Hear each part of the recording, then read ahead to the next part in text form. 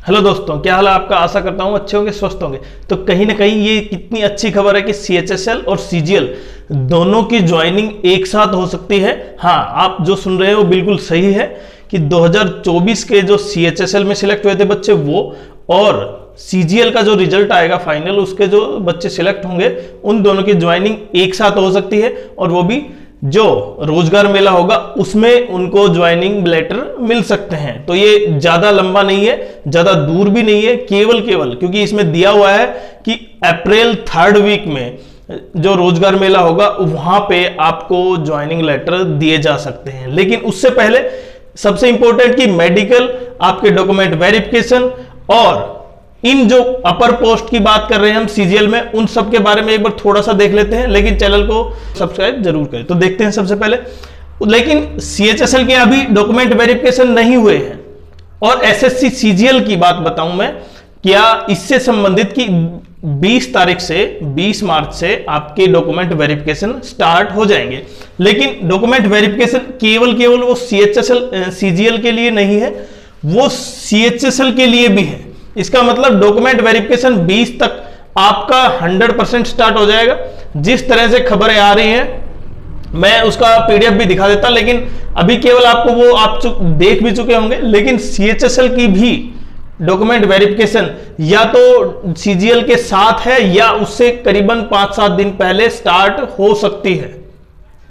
और ज्वाइनिंग की मैंने बता दी, लेकिन दोनों के बीच में फर्क क्या होता है, मेडिकल। अब मेडिकल के लिए सबसे इंपॉर्टेंट क्या है कि आप अपना मेडिकल देखें, हो सकता है नेक्स्ट डे या 2 दिन के बाद, डॉक्यूमेंट वेरिफिकेशन के बाद आपके मेडिकल हो, और जहां पे आप रह रहे हैं वहां के CMO से मेडिकल प्रिस्क्राइब फॉर्मेट में लिया जाएगा। लेकिन उससे पहले आप, अगर आप चाहते हैं कोई हेडेक ना हो, तो करीबन किसी भी प्राइवेट डॉक्टर से आप अपना चेकअप करवा सकते हैं। केवल 500-700 रुपए में वो पूरा चेकअप कर देगा आपका, बाकी जिससे कि आपको जो परेशानी लास्ट में हो उससे बचने के लिए। दूसरा, अभी हम CGL पे आते हैं।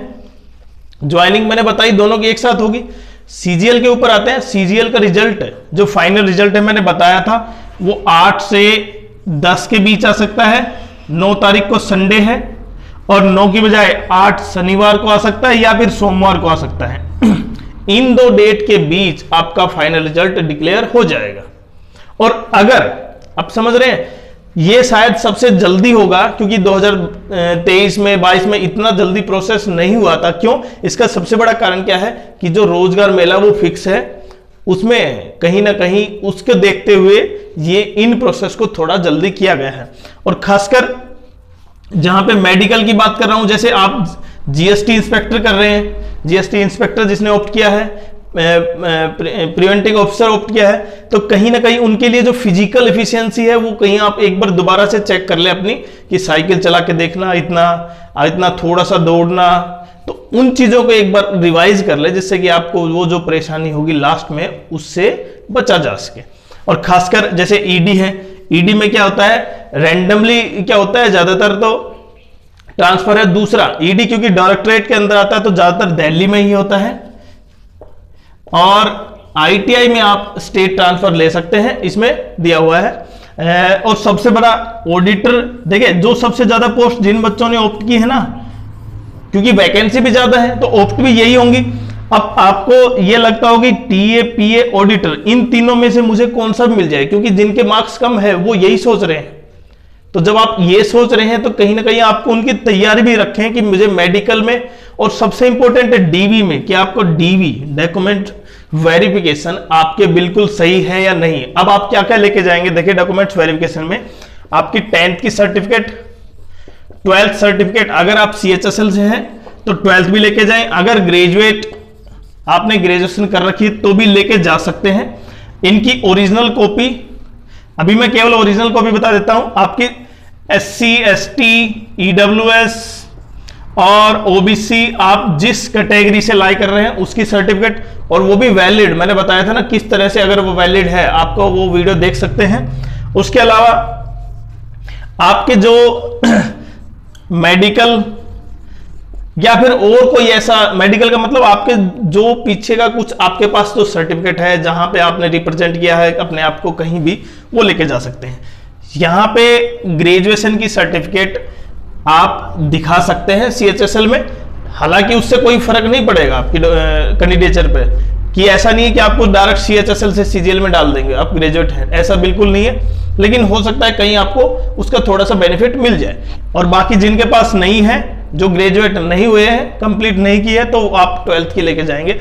इनकी ओरिजिनल कॉपी के साथ आपको 2-2 कॉपी, प्रत्येक की 2-2 फोटो कॉपी आपको अपने साथ लेके जानी है, और 3 से 4 अपनी पासपोर्ट साइज फोटो लेके जानी है, 3 से 4, तो जिससे आपको डॉक्यूमेंट वेरिफिकेशन में कोई दिक्कत ना हो। हालांकि वो ओरिजिनल कॉपी आपसे नहीं लेंगे, वो केवल फोटोकॉपी जो आपकी जो अटेस्टेड होगी, जो आपके द्वारा, वही लेंगे, अटेस्टेड आपके द्वारा, वो बता दिया जाएगा। ऐसा कोई हेडेक नहीं है। अगर कोई दिक्कत आती भी है इन मामले में डॉक्यूमेंट वेरिफिकेशन, तो आपको एक निश्चित समय दिया जाएगा, उसके दौरान आप उसको कर सकते हैं। ऐसा बिल्कुल नहीं है कि वो उससे आप रिजेक्ट हो जाएंगे। लेकिन अगर प्रेस्क्राइब डेट तक आपको जो समय सीमा दी हुई है, उस तक अगर आप वो चीज नहीं इसको रिप्रेजेंट करते हैं, तब आपका कैंडिडेट कैंसिल हो सकता है। जैसे मानो अभी SC ST थे आप, और आपने जो सर्टिफिकेट थी वहां पे आप लाई नहीं करती, मतलब वो एक गलत सर्टिफिकेट है, आप उस पर रिप्रेजेंट नहीं कर सकते अपने रिजर्वेशन को, तो इसलिए वहां पे आपका रिजर्वेशन कैंसिल हो जाएगा। फिर आप, ऐसा नहीं है कि वहां से आप जनरल कैटेगरी में चले जाएंगे, आपका कैंडिडेचर ही कैंसिल हो जाएगा। और सबसे इंपॉर्टेंट, जैसे देखें यहाँ पे CSS मैंने बताया था ना, जैसे CSS की आप ज्वाइनिंग करते हैं, तब ज्वाइनिंग का मतलब ज्वाइनिंग से पहले जो आपको लेटर आएगा, इनमें ज्यादातर के देखिए 2 तरीके से ज्वाइनिंग हो सकती है। एक तो आपको मिल जाएगा रोजगार मेले में ऑफलाइन लेटर, दूसरा आपकी मेल पर भी आएगा, और मेल से भी आप, जैसे CSS में है, अगर CSS में आपको मिनिस्ट्री ऑप्ट करनी है तो आपको 2 से 3 दिन का समय दिया जाता है मैक्सिमम, आपको मिनिस्ट्री ऑप्ट करनी होगी, तब आपको नेक्स्ट प्रोसेस के लिए आगे किया जाएगा। ऐसे ही जैसे पोस्ट असिस्टेंट, TA, ऑडिटर, इनमें भी जो प्रोसेस, लेकिन सबसे इंपॉर्टेंट ये है कि प्रत्येक डिपार्टमेंट का प्रोसेस कहीं कहीं हो सकता है थोड़ा सा वेरी कर जाए, इधर से उधर, मतलब थोड़ा सा चेंज हो जाए। तो ऐसी कोई घबराने की बात नहीं। जब आपका लिस्ट में नाम आ जाता है ना, उसके बाद आप न घबराएं कि कहीं मेरे डॉक्यूमेंट्स में, अगर आपके पास डॉक्यूमेंट वैलिड है, सही है, तब आप बिल्कुल नहीं घबराएं, आपको ज्वाइनिंग मिल जाएगी। वो थोड़ा हो सकता है इधर उधर थोड़ा सा जानना पड़े, वो भी तब जब आपके डॉक्यूमेंट्स में कोई चेंज हो।